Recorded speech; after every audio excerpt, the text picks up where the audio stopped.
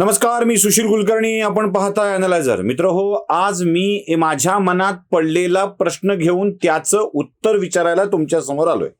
म्हणजे आज काही विश्लेषण करायचं नाहीये, आज याचा अर्थ काय त्याचा अर्थ काय असलं काही मला सांगायचं नाहीये. माझ्या मनातली काही प्रश्न आहेत. कसं आहे, आपण अनेकांच्या प्रश्नाची उकल करत जात असतो, आपल्या स्वतःसाठीच करतो. अनेकांनी विचारलेल्या निर्माण केलेल्या प्रश्नाची उकल करत जातो. मला माझ्या मनातल्या प्रश्नाची उकल कधी कधी करावीशी वाटते आणि जेव्हा उत्तर सापडत नाहीत तेव्हा मायबाप प्रेक्षकांच्या समोर यावं वाटतं. माझ्या मनात काही प्रश्न पडतायत, ती प्रश्न आपल्या समोर उपस्थित करतोय. त्या प्रश्नाची उत्तरं शक्य झालं तर कमेंट बॉक्समध्ये द्या, नाही शक्य झालं तर कॉल करून सांगू शकता, व्हॉट्सअपवर टाकू शकता, कुठेही टाकू शकता. मागच्या काही दिवसापासून महाराष्ट्रामध्ये एक विषय चर्चेचा आहे आणि तो म्हणजे महाराष्ट्राचं सरकार 32 वर्षाच्या तरुणाला घाबरलं. म्हणजे आदित्य ठाकरे 32 वर्षाचा तरुण असल्याचा दावा करतात आणि महाराष्ट्राच्या सरकारला काही आव्हानं देतात. एक संपलं दुसरं, दुसरं संपलं तिसरं. त्यांचं राजकारण आहे, त्यांनी करावं. 32 वर्षाच्या तरुणाला घाबरल्याचा दावा संजय राऊत करतात आणि तेही ते 32 वर्षाचा तरुण अशी गोष्ट बोलत असतात. मला प्रश्न हा पडलाय की आदित्य ठाकरेंचं वय 32 वर्ष झालंय. हे आदित्य ठाकरे कोणाला सांगतायत? महाराष्ट्राला, शिवसेनेच्या नेत्यांना, की मातोश्रीवरच्या त्यांच्या ज्येष्ठांना? म्हणजे त्यांच्या मातोश्रींना, त्यांच्या पिताश्रींना कोणाला सांगतायत? झालं, राहुल गांधी तर आता दाढी वाढवून गेले, त्यांची संन्यस्त वृत्ती आली आहे त्यांच्या मनामध्ये. ते आता योगी झालेत, त्यागी झालेत, आता भोगी उरले नाही आहेत. ते सगळं संन्यास बिन्यास या मावाटेला लागलेले आहेत. ते एक सिद्ध पुरुष झालेले आहेत. सगळं झालं, ते त्यांचं 52 आहे.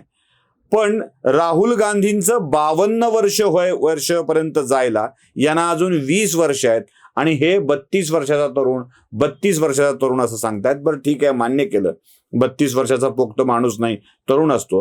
हे सांगतायत कोणाला? महाराष्ट्राला तर माहीत झालंय 32 वर्षाचं वय आहे. शिवसेनेच्या नेत्यांनाही कळलंय 32 वर्षाचं वय आहे. मग हे असे का सांगत असावेत? 32 झाले तरी 2चे 4 झाले नाहीत. 32 झाले तरी लग्न झालं नाही. लग्न करायला अजून अवकाश आहे आणि अजून किती वेळ वाट बघणार आहात, असं काही आदित्य ठाकरेंना सांगायचं आहे का? राजकारणात असं वय सांगून मी एवढा, मी तेवढा, मी एवढ्याचा असा खेळ करायचा नसतो. म्हणजे व्यक्तिगत आयुष्यात त्यांनी आईवडिलांना 32 वर्ष झालंय, लग्न करावं की न करावं हा प्रश्न त्यांचा आहे. म्हणजे मला त्यात पडायचं नाहीये.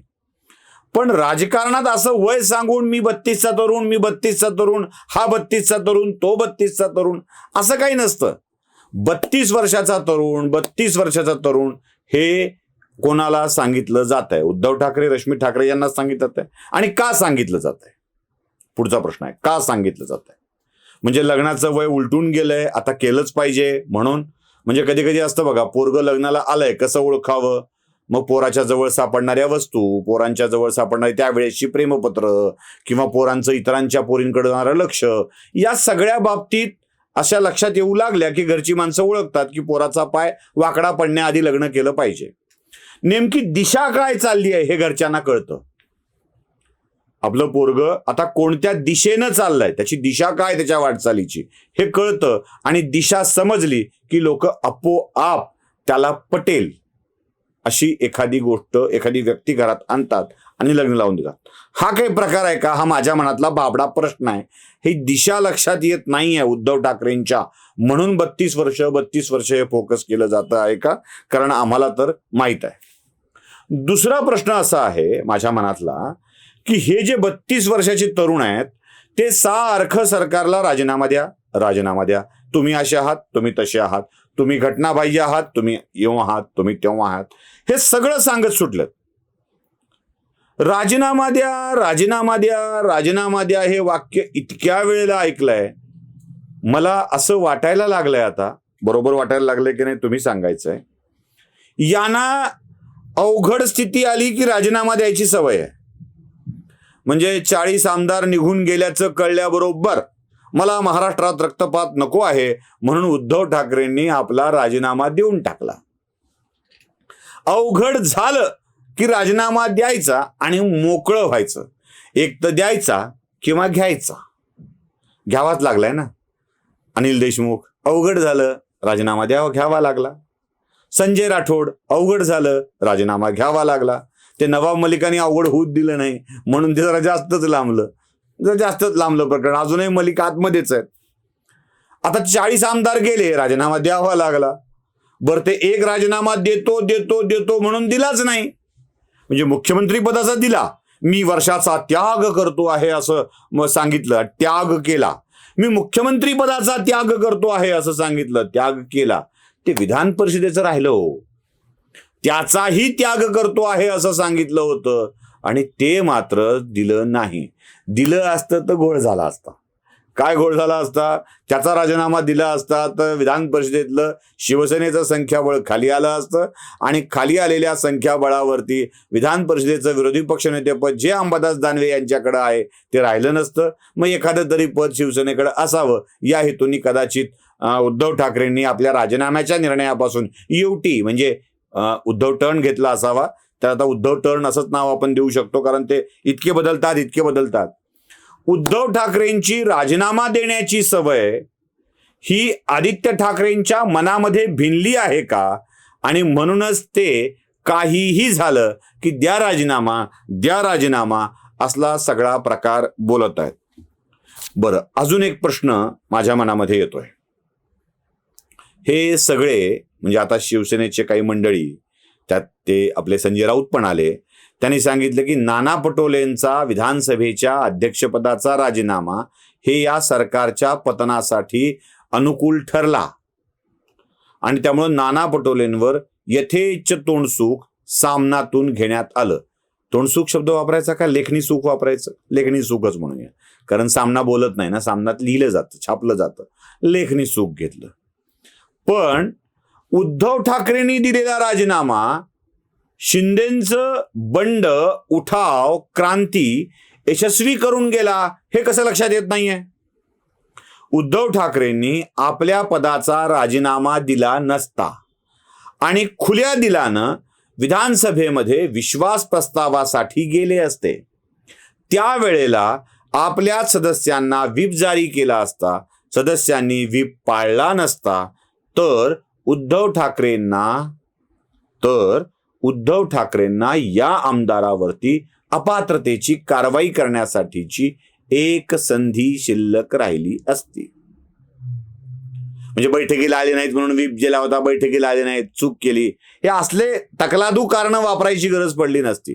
थेट पक्षाचा मुख्यमंत्री, पक्षाचा प्रतोद व्हीप देतो आहे, आपल्याच पक्षाच्या मुख्यमंत्र्याच्या समर्थनात मतदान करा, पण ते पाळलं गेलं नाही म्हणून हे सगळे पराभूत झाले असं म्हणता आलं असतं. पण हे सगळं न करता उद्धव ठाकरेंनी जो राजीनामा दिला त्या राजीनाम्यावर शिवसेनेची मंडळी का बोलत नाहीत, हा माझ्या समोरचा मोठा प्रश्न आहे.